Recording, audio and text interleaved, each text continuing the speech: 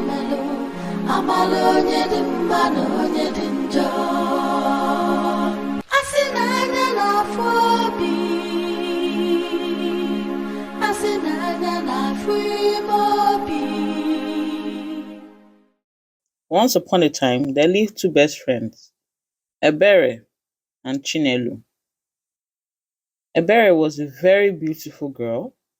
She was desired by all in the kingdom. However, her father gave her hand in marriage to Nnamdi. Nnamdi was a wealthy businessman. He had lots of money. He was kind and hardworking. As was tradition, Nnamdi and Ebere were set to wed. Now, her friend Chinelu was happy for her. Ebere, you're so lucky, eh? See this Nnamdi that I've been eyeing for a long time. Very rich and handsome. You are the chosen one. Everyone around Ebere was happy for her. Marrying Nnamdi was a good choice. He could provide for her and take care of her. During their ceremony, many friends came to celebrate with them. Many came to drink, eat, and make merry. Chinelo, her friend, was also there. Chinelo was always pestering Ebere. Please, please, introduce me to one of his friends, eh? Ebere, please help your friend now. Let me also marry. Ebere will laugh. It's okay, take it easy. Let me introduce you to one or two. Ebere introduced her to the young men there that were Nnamdi's friends. However, none of them clicked. Now, after a few weeks, Chinelo came to visit her friend. Hey, Ebere, is this where you're living now? Hey, look at how big and beautiful your house is, Chinelo said. It's okay. So what of those people? Did anyone click? My dear, nobody. Oh. You know these men nowadays, they cannot afford anything. Chinelo, you didn't give anyone a chance. My dear, leave that thing first. So I heard that Nnamdi has a brother. You know, I saw him during the wedding. He is also handsome. Introduce me to him as well now. Chinelo, Chi. Okay, don't worry. Come next week. We're having a family dinner. And you can come and meet him then. So, the next week, Chinelo came and there she was introduced to Emeka, Nnamdi's younger brother. Now, Emeka was a businessman, but he was not as wealthy as his brother. Emeka was struggling, but no one really knew except his brother Nnamdi. Nnamdi had promised to give him a part of his own business to help him, so that together they could build one business. That evening, when Emeka saw Chinelo, he liked her and decided to marry her. So according to tradition, he asked for her hand in marriage and they were wed. Ebere and Chinelo were so happy that they married into the same family, so now they were sister-in-laws. As time went on, Ebere had 3 children, 2 boys and a girl, while Chinelo had 2 girls. Chinelo quickly noticed that the person who actually managed the main business was Nnamdi and not her husband Emeka. Emeka did not have access or control over the money. What are you doing, eh? What are you doing? She asked her husband. Nnamdi is controlling this amount of money and you're here following him up and down. He's my brother. He's my older brother. This is his business and he's only helping me. What do you mean that he's only helping you? Don't you have ambitions of your own? Do you always want to be receiving help?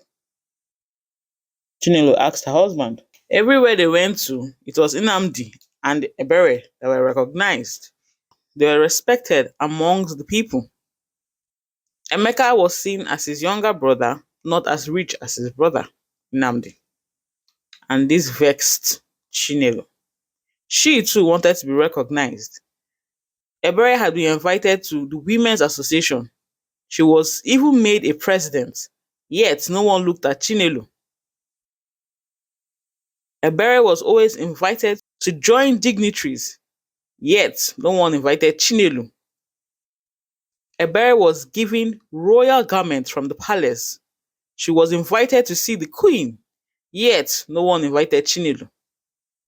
This made Chinelo very angry. One day she went to meet She went to meet Ebere. Ebere, you now take somebody now. When you're going to see the queen, take me along with you. Look at all the beautiful things she's giving you. Ebere, what can I do? I was on my own, oh, and I heard she wanted to see me. This was the first time. Only you're enjoying, oh. Ebere, Ebere, Chinelo will say. One day, Ebere became sick. During this time, she had taken in for the fourth pregnancy. But this pregnancy was disturbing her. She was falling sick all the time. So Chinelo, her sister-in-law, came to take care of her.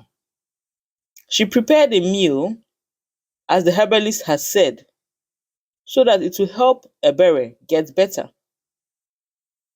Ebere was weak throughout that day. So Chinelo offered to stay back and prepare the meal that her husband, Nnamdi, would eat, since Ebere was sick and she could not prepare anything for her own husband. So Chinelo stayed back in the house with Ebere, and that evening, both their husbands came back. Emeka joined his brother and they came to his house. Emeka checked on his sister-in-law Ebere, and indeed she was really sick. Ebere, your body is hot too. What have you taken? Then his wife Chinelo said, yes, she has been sick throughout the day, but I gave her some pepper soup, very hot one. It should help her. I even gave her the things the herbalist asked her to take. Don't worry, she will improve by tomorrow. Oh, thank you, Chinelo. Thank you, Nnamdi said. What would we have done without you people? It's nothing now. We're family. We need to take care of each other. Ebere was weak, but she turned and said, Chinelo, thank you. Thank you so much. Thank you so much. Without you, what will I have done? What will these my children have eaten today? It's nothing, Chinelo said. She went in and prepared dinner for everybody. They all ate and left. Emeka and Chinelo went back to the house with their own children. The following day, Emeka was about to leave the house when a young man ran to him. Oga, come, Oga, come. Your brother has died. Yes, this morning we were calling out and nobody came out of the house. So I went in, and when I went in, I saw him and the wife on the ground. The children have been crying since morning. Emeka could not understand what the man was saying. He ran straight in Nnamdi's house, and indeed, what the man had said was true. Nnamdi was on the floor next to his wife. Blood was coming out from their eyes, their ears, and their mouth.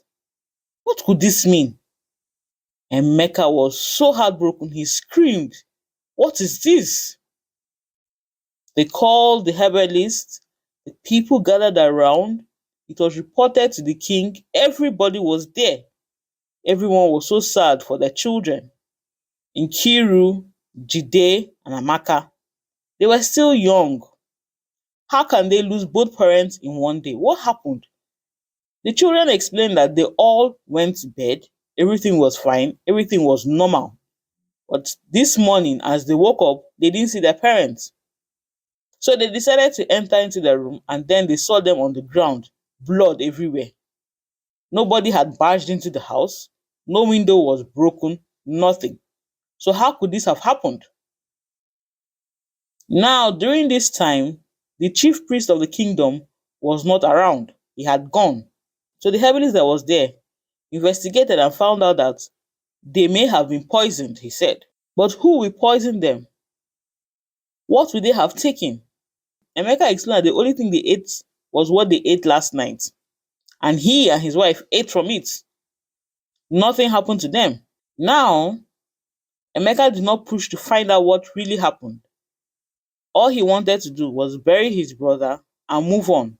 The loss was too much. So, Nnamdi and his wife were buried. After the burial, Emeka moved into Nnamdi's house. This made Nkiru and her siblings happy because now their uncle and their aunt will live with them, and they had a family to be with. Now they could be siblings with their cousins. Emeka promised Nkiru and her siblings that he would take care of them. Nothing will happen to them. Everything their father wanted them to achieve, he would help them to achieve it. Nnamdi wanted his children to go to the highest schools so they could become doctors. He believed that the herbalists did not know all the medicine that was out there. So he wanted his children to be doctors. And Emeka promised them that as their uncle, he would take them to the highest schools they could go. He would grant them all their wishes and treat them as if they were his own children. Nkiru and her siblings were happy to hear this. And so life started. Their aunt and uncle lived with them with their cousins. Now, because Nnamdi was no more, Emeka took over the business. He had to manage his part and his brother's part, and therefore he had access to the money and access to the wealthy people that Nnamdi moved around with. Now, Chinelo was being invited to the royal palace. She was invited to see the king. She was invited to see the queen.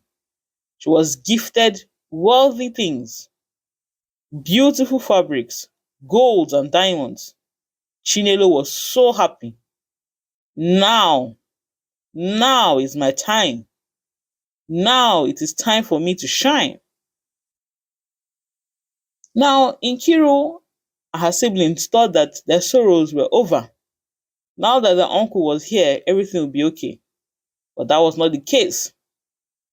Their aunt, Chinelo, became a witch overnight. She used to be kind to them. She used to buy them gifts. She used to take care of them. But now she had turned them into maids in their father's house. She would wake the girls up very early in the morning and make them go to the stream to fetch water. She would make them go to the market at odd hours of the night. The school that was promised to them, they did not go. Emeka now made Jide, Nnamdi's son, to be a shop boy at one of his businesses. This is not what they were promised, Jide said. Now the children were grown up, they were young adults. So Jide went to meet his uncle and said, "Uncle, what is happening? You promised that you would take us to school. You promised that you would take us to the highest schools we can go to. But all of us have been in the house. We have practically been turned into maids in our own father's house." My friend, really shut up. Which father's house? Eh? Which father's house? So who has turned you into maids? Is that what you're going around telling people? Chinelo said. Chinelo was so upset, she was shouting. It's okay, it's okay, it's okay. Don't shout at them. Jide, Emeka said. For now, you will be at the shop. I am trying all possible means to get you into a school. It's not easy. But don't worry, in a few months, you will soon start school. Jide held on to that. He was hopeful that very soon he would soon start school. Now, the prince of the kingdom was about to get married.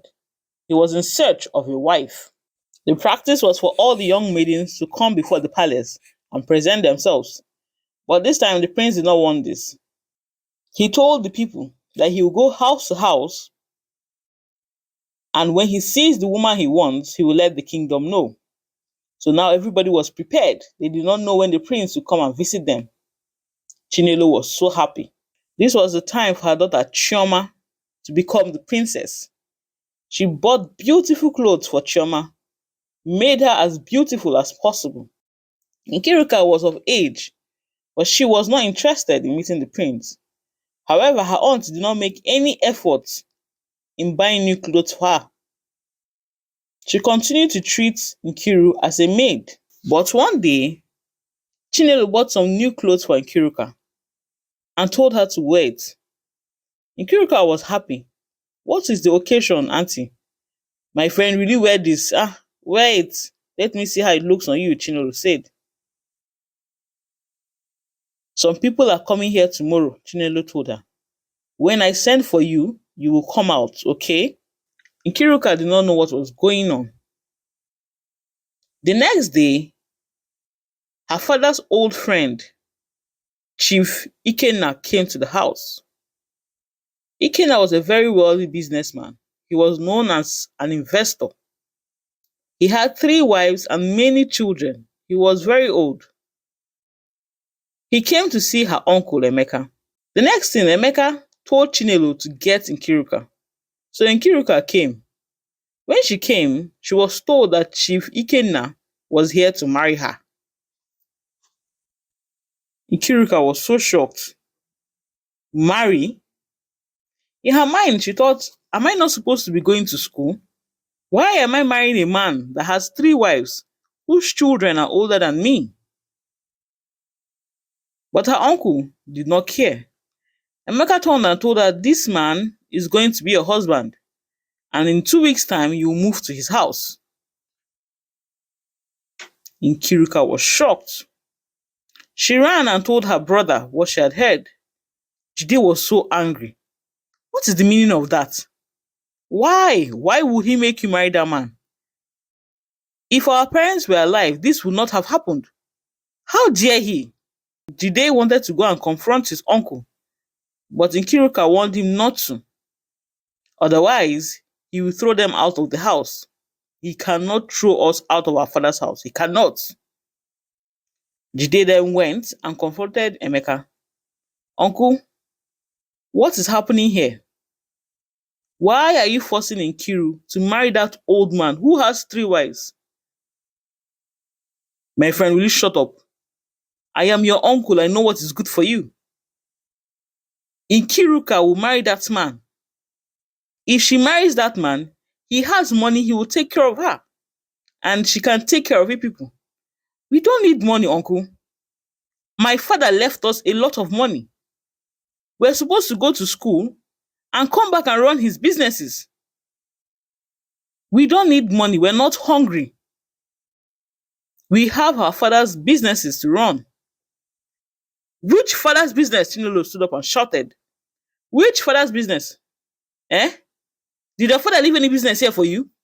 If I hear that nonsense from your mouth again, the next thing, Chinelo slapped Jide. Auntie, did you slap me? Jide said. And I will slap you again, you stupid boy. Which father's business? My father left business. But which father's business? Eh? Which business your father leave for you? Now let me warn you.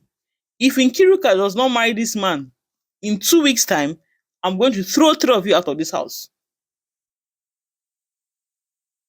Jide was so upset.